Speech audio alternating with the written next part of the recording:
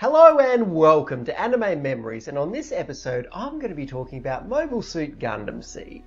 Like many other people, I first saw this show back when it was airing on Toonami and it acted as my introduction to the Gundam series, so it holds a special place in my heart. It has received a lot of praise over the years, with some people even going as far as to say that it is the best Gundam that they have ever seen. Is that true for me?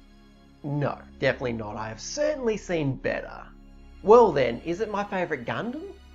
Nope, that honour would go to the 8th MS team. I personally think that Seed has a lot of flaws, but that doesn't necessarily mean that it is a bad show. In year 70 of the Cosmic Era, science has evolved to a point where humans can be genetically modified at birth in order to gain superhuman abilities. This new race of people are known as coordinators. Human nature being what it is, the unmodified people known as naturals started to become jealous of the coordinators, tensions rose, and eventually a full-scale war broke out. The main character Kira Yamato and his friends get caught up in this war when a group of coordinators from the Zat forces attack the space colony that they were residing on. Many people have said that this story is basically just a retelling of the original Mobile Suit Gundam. There are certainly similarities there, I'm not going to deny that, but I always thought that Seed's story was good enough and deviated enough from the original in order to stand on its own.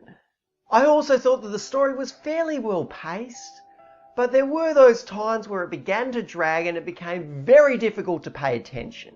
I will admit though that it could just be me because I get distracted really easily. Still, I was able to make it through all 50 episodes, so the writers must have done something correct in order to keep someone like me engaged. One of the elements of this anime that I liked a lot was the dynamic of two best friends fighting on different sides. The relationship between Kira and Athrun is probably the most enthralling part of the plot. They obviously don't want to fight each other, but they both have very good reasons for fighting for their respective factions, so they can't really back down either. This makes the times where they do end up battling much tenser. It's just one of those screwed up realities of war. You're probably going to have to do something that you really don't want to do. One of the things I've always praised the Gundam series for is that they never portray either side as solely good or solely evil. Zaft are definitely the villains, but there are a lot of good people in their army and their reasons for hating the Earth forces are definitely understandable. At the same time, there are a lot of corrupt assholes in the Earth forces, even though they're meant to be the good guys. War has never been black and white. It's really complex, and it's good to see that complexity portrayed here. There are also multiple romance subplots. In fact, when I take a look back, I was really surprised at how many there were. If I was to look at the big picture, I would say that I quite like the love stories here, and they do a lot to help develop the characters. However, there are a few problems, with the first problem being that some of the romances are a bit of an afterthought. They may get a lot of focus in a few episodes, but then they'll just be pushed off to the background and they won't affect the main plot in any significant way.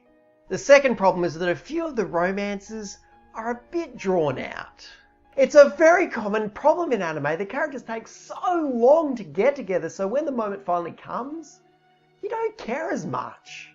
It's really unfortunate that one of the few romances that progresses quickly contains a character that I absolutely hate. But we'll get to that in due time. From what I've read, Kira seems to be one of the most hated main characters in the Gundam franchise.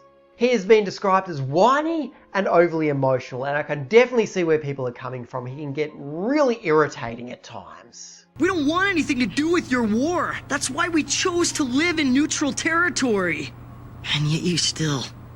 However, he has many positive traits as well. He will go out of his way to save the lives of others, and on many occasions, he has attempted to talk his opponent down instead of just killing them outright.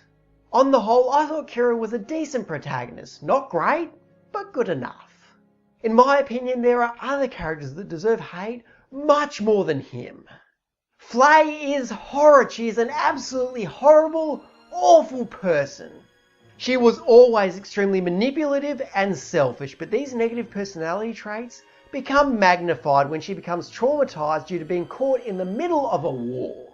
The worst thing is that she does nothing. She sits there and mopes while everybody else is either fighting or helping the people on the battlefield. I get that Flay isn't really meant to be likeable. You're meant to sympathise with her. You're meant to look at her and say, wow, that really sucks. Look at what this war has done to her. But that didn't happen. I just ended up despising her. I hated her before she became traumatised, and I hated her even more after she became traumatised. Now, I have seen a few people talk positively of Flay, and that's cool. But to me, she is the worst part of this series, by a long shot. The rest of the supporting cast, though, ended up being pretty solid. There were those characters that were kind of but the characters I liked more than made up for them. The problem comes in with the sheer amount of people you have to keep track of. At the beginning, the cast is already pretty large and it grows significantly as time goes on.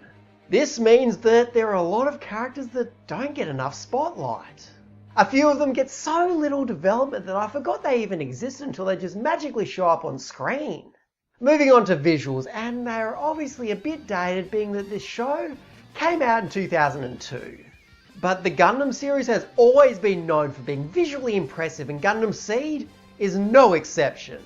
It is clear that a lot of money was poured into the animation since the action scenes look superb. Even outside of the action scenes, the animation remains pretty good, especially for its time. It's a shame I can't say the same for the voice acting though. Man, I completely forgot how mediocre dubs were back in the early 2000s. No, damn it. Are there any survivors out there? Really? That's the best you could do? You know, I think I'm going to have to give some context to this scene to explain just how truly bad that line read was. Everything I'm about to say is from episode 2, by the way, so I'm not really spoiling that much. This character, Lieutenant Bajorul, has just found out that her entire crew has been wiped out. All her comrades are dead. And that is the amount of expression you put into that line? Come on, man! If I'm able to be more expressive than you in my crappy YouTube videos, then you are doing something wrong. This really helps me appreciate how much voice acting has improved in recent years. I will admit though, I did sit with the English voice acting throughout the entire show because I have a pretty high tolerance when it comes to dubs. But for most people, I would recommend sticking with the subtitled version. The last thing I will address is my opinion on the sequel, Gundam Seed Destiny. I haven't seen it.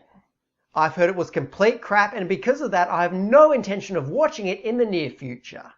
Overall, Gundam Seed is not the best the Gundam series has to offer, however, it's still a solid mech anime that I recommend to fans of the genre. So anyway, thank you very much to everybody who watched this video. If you have any feedback, feel free to leave a comment. If you like this video and want to see more, feel free to subscribe as well. Thanks again, and I'll see you next time.